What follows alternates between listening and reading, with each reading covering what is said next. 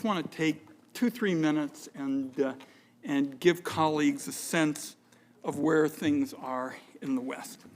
It is only July, and there are already large multiple fires burning uncontrolled across Oregon.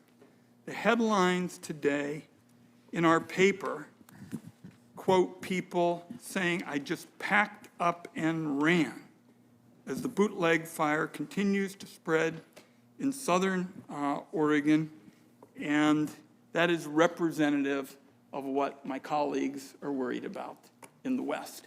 And when President Biden announced his efforts to improve our capacity to fight fires, it was built around some questions that were discussed in this hearing room, which is the danger, as my Western colleagues know, that come August, we could be faced with multiple big fires across the West. In other words, not what we've seen in the past, which is Nevada has a fire, we all chip in and help, and vice versa. Now we may have an August where all of us are on fire. So a big part of what has to be done is to reduce these hazardous fuels that are built up, and it is a problem throughout the West. They are magnets for fire, literally. So hot, so dry. You have a lightning strike in our part of the world, somebody drops a match, and all of a sudden you have an inferno on your hands, and they are not your grandfather's fires. They're bigger, they're hotter, they're more powerful.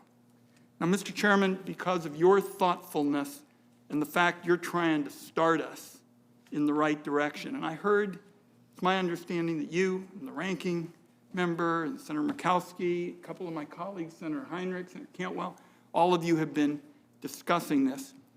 I just want to make clear that while I'm not going to insist on my vote, on a vote on my amendment to increase the funding for hazardous fuels, we Westerners believe that this funding must go up, or we are going to lose lives in the West. We're going to lose lives, and communities are going to be damaged beyond our imagination.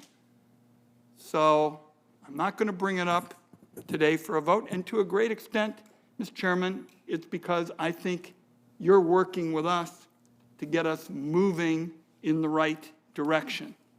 But I think, and Westerners can all speak for themselves, we all believe that we are going to have to be much more aggressive. We're going to have to do more to reduce hazardous fuels. And what we're doing in this legislation is a start. We appreciate your working with us. We have to do a lot more. And I thank my colleagues, since I was out of the room, for the chance to speak for a few minutes out of order. Thank you. Senator Wyden, I appreciate very much, and I can assure you that everybody on this committee, Democrats and Republicans, know the grave consequences that we have and the challenges that we have in the horrific fires that are going on right now, and we'll continue unless we do something. So we're committed to help. We're committed to all, solve this problem. So with that, I appreciate very much your consideration on that. We're still in